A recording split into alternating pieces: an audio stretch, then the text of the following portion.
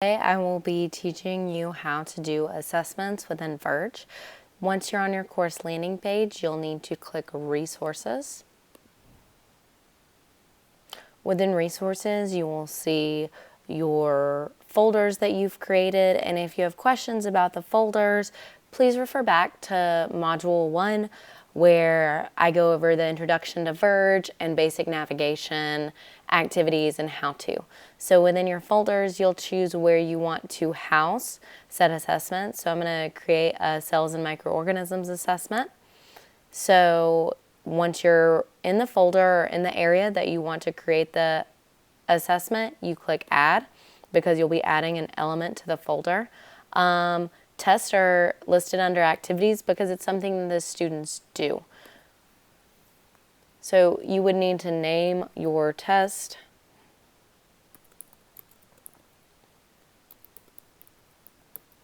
Within your introduction, you can embed a video. You can link to different things. So if you wanted to embed, if you had an embed code, you'd click right in here to embed. If you wanted to record yourself speaking to your students through a video, you could do a new video recording. Same with new audio recording, you could add pictures. So all of those sorts of things that we discussed in the introduction module, you can do those within the assessment option. So I'm going to go ahead and just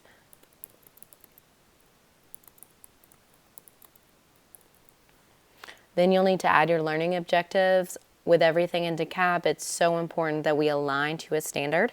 So within VERGE, they make it really easy to do that. So the students and the parents and administrators all know that we are testing according to the standards. So because this is within a science class, the science standards are going to be what's listed. And we're talking about cells. So you can choose the different standards, and I'm going to just hit all three because we would be going over all three if this were a real assessment. If you're done and these are all the standards you're going to insert, you would click Insert and Close. If you need to go back and hit other standards because you are including multiple standards within this assessment beyond just this one strand, you would click Insert and then you could go back and click. But I'm going to click Insert and Close because I'm done now. Assessment, so you want to score it because you do want it to score with a percentile per the elementary school guidelines.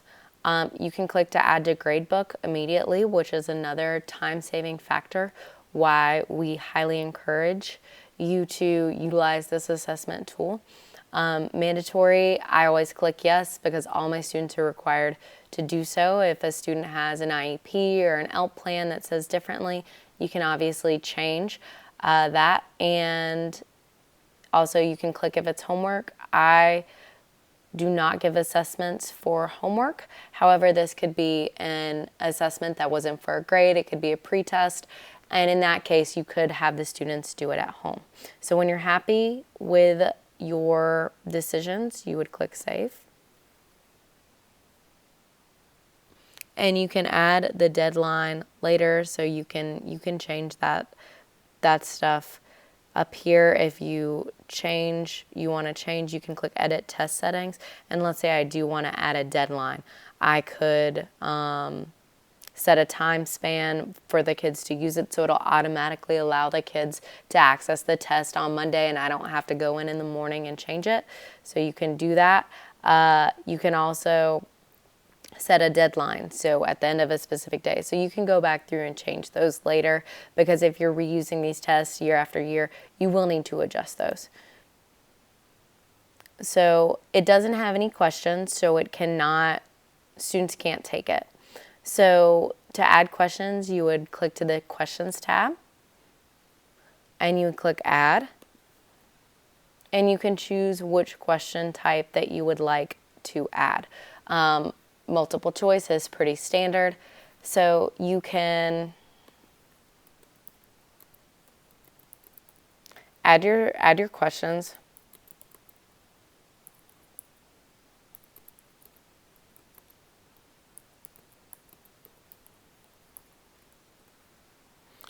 And then once you have your question, let's say you're teaching an ESOL class or you have a special education class. Well, in those classes, a lot of those students have plans and they have accommodations on test. All of our classes are grouped based on, in VERGE, based on those students with exceptionalities, whether it's this is a gifted class or an ESOL class or a special education class. So you can set certain tests to have certain accommodations, and you can differentiate for different learners. So this is a gifted class, but if it was an ESOL or a SPED class, or if I had a twice exceptional gifted student, I could actually record myself with this new audio recording saying this question. So I would click here, name of recording, just something basic. If you already recorded it and you have a software that you like on your computer, you can go ahead and do that. And I'm going to allow access. And it's going to pinwheel for a minute because I'm also recording my voice right now for the screencast. So it might not work, but after you click allow, this red button, you can actually record yourself reading the question. So if a student is taking, okay, it is going to work. Which of these is found in an animal cell? Then I'm going to click stop, it's recorded, and then I'm going to click insert. Something went wrong. And that's because I'm recording myself for this screencast, so I can't do both of those at once.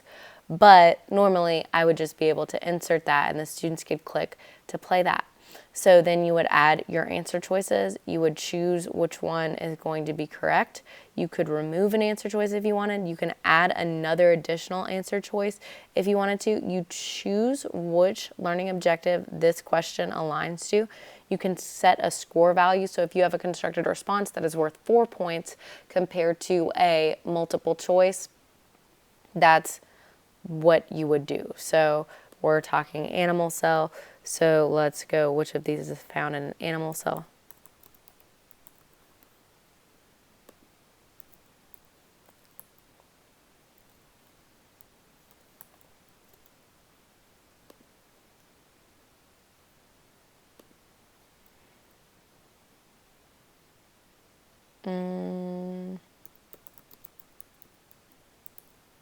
So, and the cell membrane is correct. So, and this is about, so differentiates between the structure of a plant and animal cell. So that's what this question does.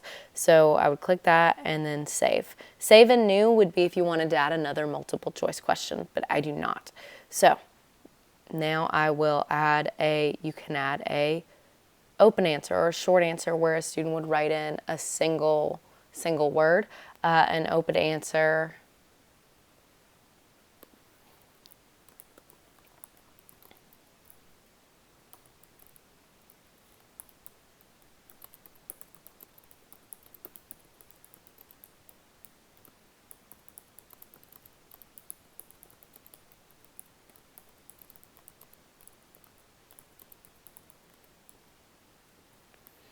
So within if you want something to show up like as you're grading an answer key, you can do that. So if you have a rubric, you can add your rubric here. If you wanted to add a rubric, you just click here and you'd go to the table and you'd insert a table, max number of words in the answer, and I leave that blank. So if you wanted to add keywords, things that the students have to say within their answer, you can do that.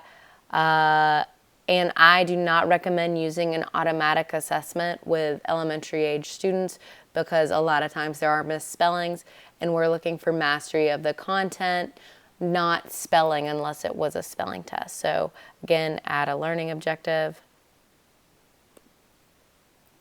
So because this is a constructed response, I might make it 4 points, so we can go with the 4 different levels of beginning, developing,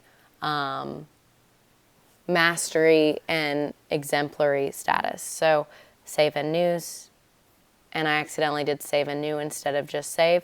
So I got it creates another open-ended response. So if you do that, you can just click cancel.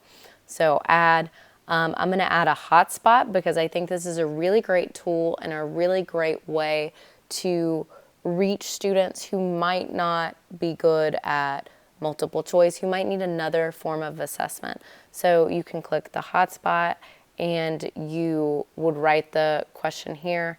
So,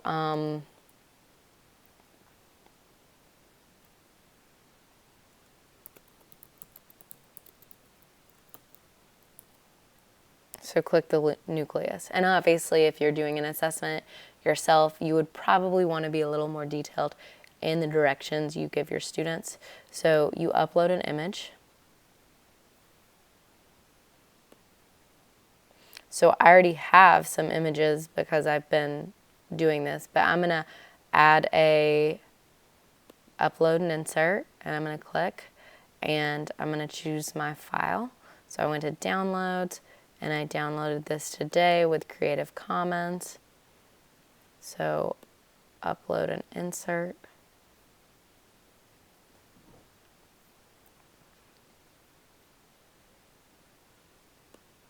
So when I wanted the students to find the nucleus, so I'm going to make a circle, and any student that clicks in this circle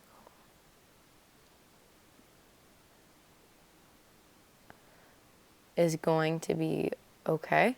So develop and identify. So here you go. So and this will be 1. So I will save. So another type of question that you can do is matching, which is great for definitions. So you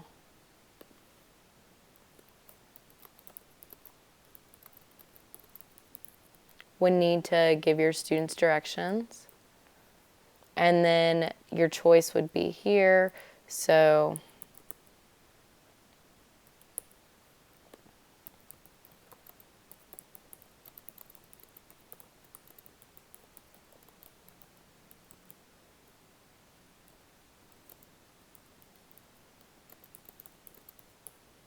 and it automatically jumbles these up for the students. So you got nucleus,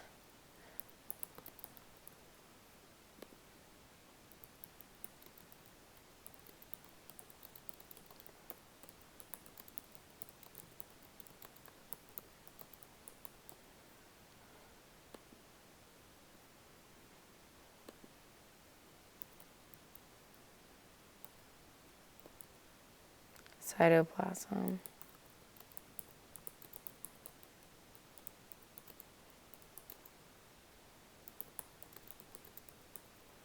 so and you can keep adding more and more.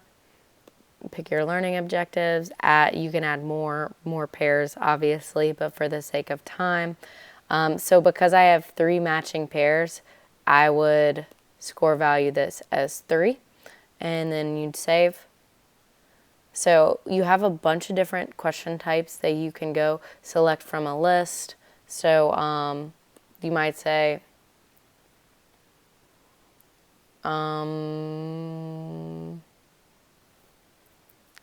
so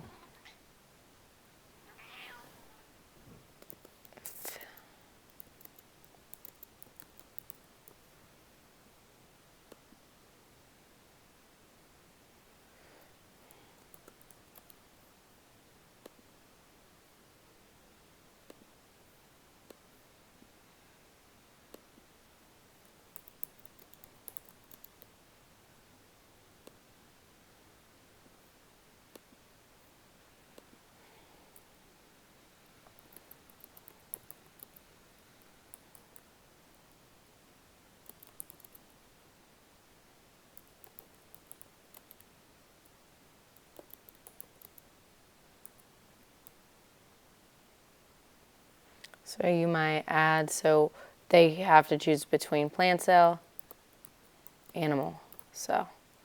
So you could also add another sentence with another blank. So you could have them with one sentence with a blank, or you could have multiple, like a paragraph for your more advanced students where there's another blank. So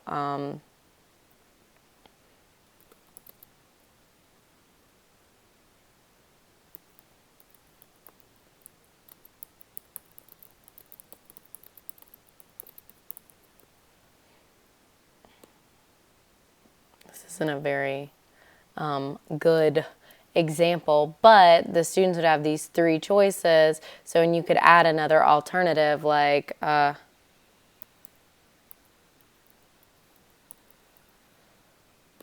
so within that paragraph, they have to pick, you know, the best one. So this would cover 2, and because they have 2 blanks, I would click 2 value. So, you know, different questions have different weights. You can change the order of them. You can do a lot of different things to work with your students and to meet their needs as learners. So when you're done, I'm just going to be done. You go to back to your test, and you would click activate, and that makes your, as students answer, it'll come up here. So your students can see that. You can go back through again. These 3 dots allow you to edit the test, and you can change a deadline, things like that. So this is what the test looks like for the students. So they go through which of these is found in an animal cell. So they would go through, and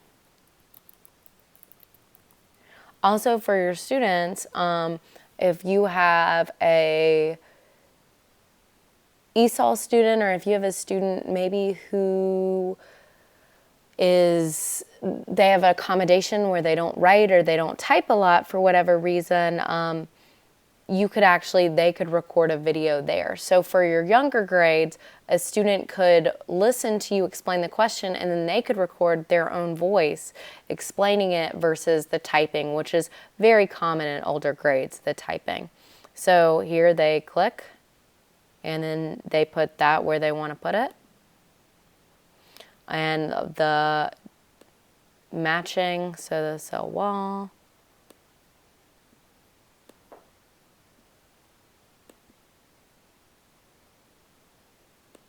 So they would have to choose. So, then when they're done, they click OK. They're done. So when they can see, so I made a second circle that I was supposed to have clicked, so I would have to go back and fix that. Sorry. So they can see their immediate score and how they did.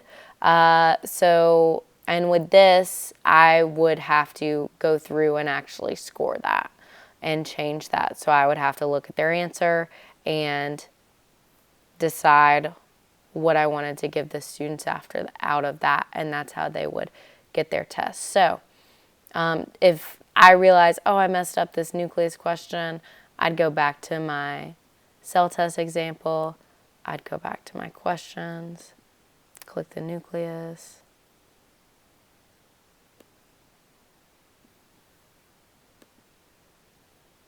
And then I'd click this hotspot and I'd click clear. And now it's just the one. And now I'd click save. Okay, now it's fixed. So as the students take it, you get reports. So you can see the test statistics. So the average of scores, where students are at, how your students did on this. You can also see question statistics, which is really, really great because you can see what answer was chosen the most, who missed it, how did they miss it, and you can really hone in on those misconceptions. So you can see, oh, almost everybody got this, or you know what, a lot of the students thought that the nucleus was the jelly-like substance that fills the cell. So you can see where the most common wrong answer is, and you can really identify and work with that for your students. So there are a lot of, again, you can check the different blanks and see what wrong answers were chosen, and really, really go back and look at those for your kids. So, like with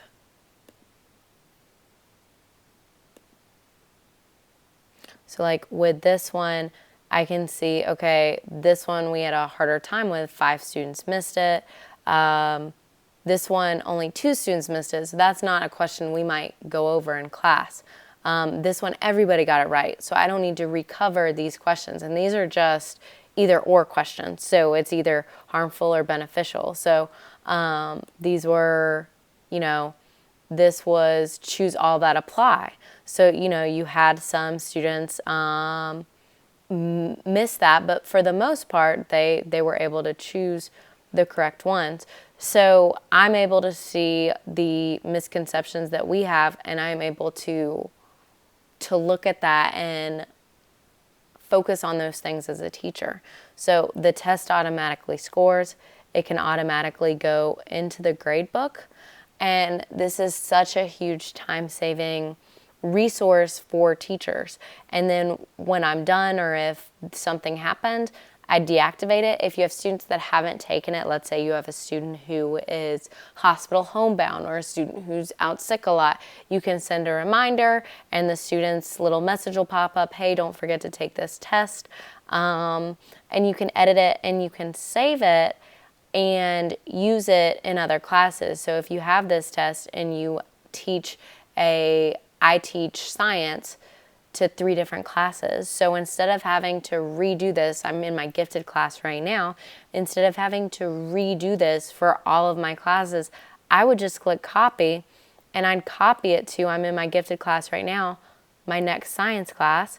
Make sure that you go to, so like in this class, I would need to create a folder because I don't have a Unit 2 folder for this class for some reason. So I'd need to create a folder for that. So I would skip that one. So, but you'd click, and within, let's say I wanted it to go in the classification, you'd click where you want it to go, and then you click copy. And I would never click include assess answers and submission because I have different students on each roster. So that does not make sense.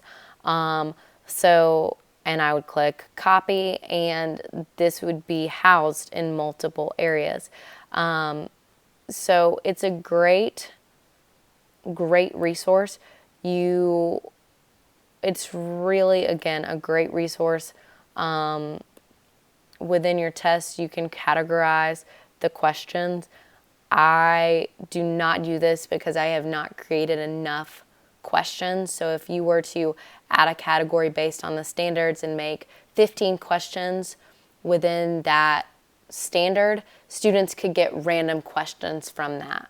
I have not utilized this feature, but it is great if you have a plethora of resources and passages, especially in reading, and you want students to, not know what passage or what questions they're going to get. So that's a great way to randomize for your questions and things like that. But I have not had the need to do that as a first-year teacher with the current standards and the changes that they've made this school year. But again, you do have your questions. You can't change once the test has been active. So I would have to deactivate it to go back through. And again, you have your reports. So this is an overview of the tests for our students. If you have questions and I'm going to deactivate this so a student doesn't see that because once you activate it and they go into VERGE, they can see that. So I'm going to deactivate it as to not confuse my students. But now that it's inactive, I can go through and change the questions and things like that. And if you want a review test, that's where you can go through it and check and make sure, like I was able to check and see that I had messed up the hotspot question, and then you can go back through and edit that, which I highly, highly recommend. Thank you for your time. If you have any questions, please feel free to shoot me an email or respond to the Weebly website question and answers feedback area. Thank you for your time and have a lovely rest of your day.